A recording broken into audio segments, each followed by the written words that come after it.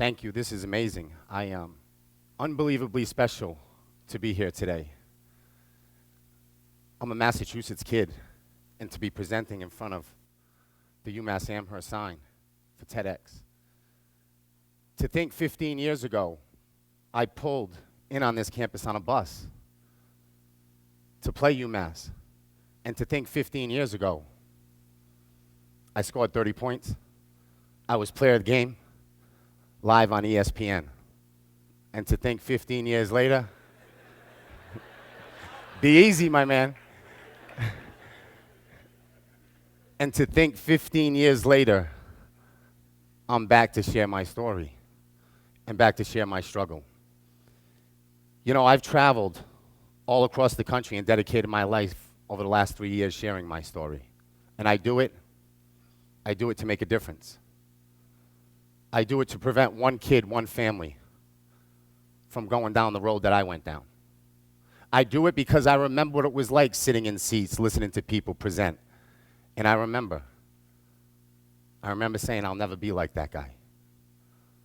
See, I grew up in Fall River, Massachusetts, 3 hours from here. My father, a politician, my mom, a hard worker. My brother, a big-time high school basketball star. I grew up under his shadow, that pressure. And they told me growing up as a kid that I'd never be as good as him. They told me I could not score 2,000 points. They told me that McDonald's All-Americans don't come for Fall River. They told me that the posters on my walls of Boston Celtics were a joke. They told me 6'1" white kids don't make it to the NBA. They were wrong. What I wish they told me, because alcoholism and addiction ran in my family, that I was 40 times more likely to suffer from it. I wish they told me that 90% of all addictions begin in the teenage years.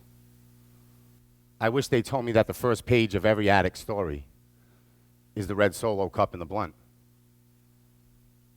See, at 18 years old, I stepped on the campus of Boston College. And at 18 years old, I opened my dorm room one night. And at 18 years old, I saw a pile of cocaine.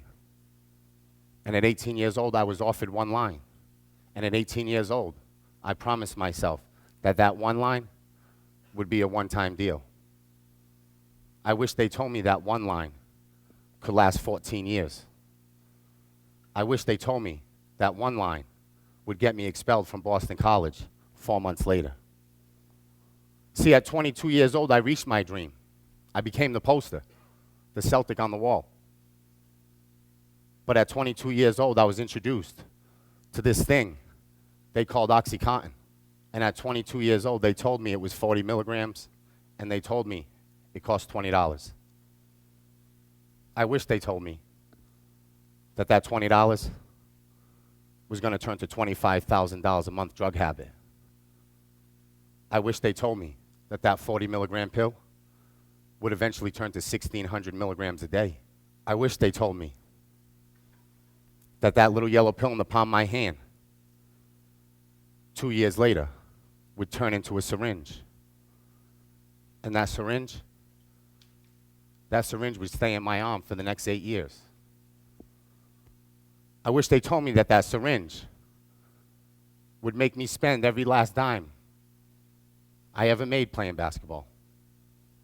I wish they told me that it would break my family's heart, make me sleep on the street, bring me to the brink of death, and cause me to attempt suicide. And there I was, 8 years later, 32 years old, in handcuffs, in a hospital in Fall River, Massachusetts, where I was born. And when I came through, the police officer said, "Don't say a word, Chris. You were just dead 30 seconds ago." He explained to me that while driving, I overdosed. I went through a lane of traffic, I jumped a curb, and I crashed into a cemetery fence. He explained to me that they brought me back to life that day. And a nurse practitioner walked into that room, and she shined a light in my eyes. She took my blood pressure. And she said, "He's free to go. He's all yours." The police officer looked at me and said, "Chris, man, when we were in high school, I would have never imagined this would be your story. I can't believe this is how it turned out." So what I want to do is I want to do you a favor today. I want to uncuff you. I want to summon you. But you got to promise me one thing. In the next 30 days, you'll check into a treatment center. And when that 30 days is up, you'll turn yourself into the judge. I looked at that police officer, and I said, bet. He uncuffed me, handed me my summons. And as I was walking out of that hospital, I said to myself, since 18 years old, I've been nothing but a failure. So what I'm going to do today, I'm going to walk out of this hospital. I'm going to walk to my friend's house. I'm going to grab his gun. I'm going to stick it in my mouth. And I'm going to blow my head off. At 32 years old, I will end this nightmare for everybody involved. And as I'm walking out of that hospital that I was born in, thinking about ending my life, a nurse yelled my name, and that nurse said, Christopher, please come back. When I turned around, she was in her 50s, and I waved her off. And I kept walking. She said, please don't wave me off. I went to high school with your mother. My mom died at a young age. I turned around, I said, ma'am, please don't talk about my mom right now. She said, I have no choice because your mother's talking to me right now, telling me to help her little baby. So will you please let me do your mom that favor? I turned around, I walked back in, I sat with that woman as she called treatment centers all over Massachusetts, saying, I got a former Boston Celtic with no money, no job, 2 kids. Will you please give him a free bed? Everybody said no. Until this one center finally said, we'll give him 5 days. 8 years on Herren, I got 5 days of care. And on day 5, I was being discharged. And as I was walking out, still sick, still withdrawing, thinking about getting high, my phone rang. And on the other line, it was Liz Mullen. Liz Mullen is Chris Mullen's wife, the NBA Hall of Famer. I lived with them for 3 weeks to get ready for the NBA draft, and Liz Mullen simply said, we have the resources. We want to send you to a treatment center in New York for 6 months. Will you please take our gift? I took the gift. At 32, I was out of choices. I jumped in a car, I drove to Rhinebeck, New York, I checked in, and I was told that the first 30 days you can't have contact with your family. On day 30, they called me into the office for my phone call. When I called my wife, all she said was, can you come home? I'm going into labor. See, when I was found on the side of the road, my wife was 8 months pregnant, expecting our 3rd child. I looked at my counselor and I said, can I go home? He said, bad idea. I said, sir, please. At 22, I was on OxyContin for little Chris. At 24, I was on heroin for Sam. Please let me see one of my children come into this world sober. That man gave me a chance. He called me a taxi, and 4 hours later, I witnessed my son, Drew, come into this world. I sat with that little baby, sober and proud, for about 8 hours. And when that 8 hours ended, I told my wife, I'll be right back. I'm going for a walk. I never came back. I walked right out of that hospital, walked up to a liquor store, bought 2 pints of vodka, jumped on the phone, called my heroin dealer. He picked me up, and I was gone. 30 days earlier, I was found dead on the side of the road. 30 days later, I'm back on the same streets. When I walked into that hospital the next morning, my wife took one look at me. She shook her head and she said, don't ever come back. See, I met my wife in the 7th grade. She knew me long before heroin and hoop. My wife said, you broke my heart 1,000,000 times, but this is the last time I let you do it to my children. I walked out of that hospital. I went back to that place in Rhinebeck, New York, and when I walked in the front door, that man who said it was a bad idea to come home, he said, Mr. Herren, come into my office. I heard about your home visit. I said, if you heard, there's nothing to talk about. I lost my family. He said, of course you did. That's what addiction does. It ruins families. I walked out of his office and he said, Mr. Herren, be in my office at 10 o'clock. 10 o'clock tonight. I'm going to help you with this. All day I wondered, and at 10 I knocked. He called. I walked in. He flipped me a cell phone. I caught it. He said, now you're going to do the most courageous, admirable thing you've ever done in your life. You're going to flip that phone open. You're going to call your wife, and you're going to promise her that you'll disappear. Tell your wife this will be the last phone call you ever make to her. And then tell your wife to tell your 3 kids when Daddy left them in the hospital this morning, that Daddy died in a car accident. You're going to play dead for these kids, Chris. And you're going to let your family live. Because you're a no good scumbag, washed up junkie who doesn't deserve a family. And I looked at that man, and that broke my soul.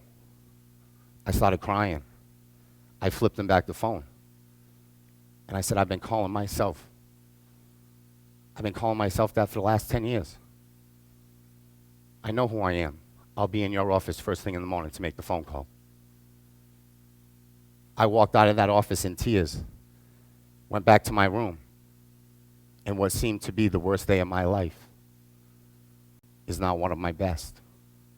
Because I opened that door, I hit my knees, and I started praying. I started asking God for help. And that day I hit my knees was August 1st, 2008. And by the grace of God, August 1st, 2008 is my sobriety date. I thank God every day.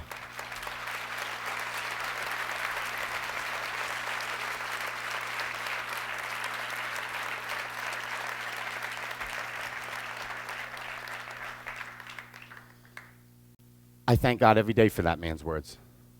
I thank God every day for that nurse who chased me out. At almost 5 years sober and 37 years old, I'm grateful for my bad days. People often ask me, aren't you tired of doing this? Too emotional? Of course. But I believe in it. And I believe it's necessary. See, I spoke at a school an hour and a half from here. And as I presented to these 2,000 kids, afterwards I shook hands, I took pictures, I walked out, I got in my car, and as I'm leaving, my phone buzzed. When I opened it, dear Mr. Herren, I'm still in the bleachers. I'm still in the bleachers with my boyfriend. In our backpack, 2 bottles of vodka. In our backpack, Tylenol, Xanax. In our pockets, our suicide notes. Today, we were going home to kill ourselves. But today you came to my school. Today you gave me hope. So today, we're walking down to the principal's office to tell on ourselves. Thank you, Mr. Herren, for coming to my school and sharing your story. I spoke at a school in Rhode Island where these 4 kids walked in purple shirts. And this little girl raised her hand, and I called on her. She stood up. Nobody really stands up. She stood up. It took me by surprise. And when she stood up, she said, I don't have a question. I have a statement. My statement is this. I want to thank you from the bottom of my heart coming to my high school and validating what me and my friends do. And she pointed to the 4 purple shirts. I said, what do you do? She said, we're the sober students of this high school. And as I looked at this girl with such admiration, courage, I heard laughter. And 2 seconds later, the whole school was laughing at her. So this little girl sat down, started crying, turned beet red. I looked at those kids and I said, for real? And at 35 years old, I looked back at that girl. And the only words that could come out of my mouth that day was, I wish. I wish I liked myself enough. I wish I never had to change myself. I wish I never had to put a substance in my body and become somebody different to fit in. I looked at that little girl and I said, I'd give you every uniform I put on in my life to go back to 15, 16, 17, sit in that front row and wear that purple shirt proud. And from that little girl, I started this thing called Project Purple. And Project Purple is a little anti-substance abuse campaign that we launched 9 months ago. And within 9 months, we got 100,000 kids to sign up. We had 100,000 kids walk into their school wearing purple. Project Purple is about raising awareness, educating our youth, empowering them to stand up for what is right. It's about raising their self-worth and their self-esteem. It's about letting our kids know to never change who they are for nobody, because they're perfect just the way they are. See, over the last 3 years, I've continued this mission, and it's never easy. I can cry. My audience, my game has changed. The kids in the bleachers, they're not there to heckle or to taunt. Hopefully they're there to listen, to learn, and to be inspired to share their struggle. Because what I found out, in our struggle, we can find our greatest strength. Today I'm sober, first and foremost. Today I'm a father. of 4 beautiful kids. I'm a husband to the star of this story, my wife, Heather. We've been married 15 years. I'm an author, a speaker. I'm a voice for the kids who cut, who burn, who are bullied. I'm a voice for the millions out there who are still sick and still suffering. Hopefully, I'm a game changer. Today, I'm grateful for everything that I've lost, and I'm grateful for everything that I've gained. I found my soul on this journey. I found my purpose in life. Is today your bottom or your beginning? And I will leave you with this. If you were a kid, would you look up to you? Thank you. God bless.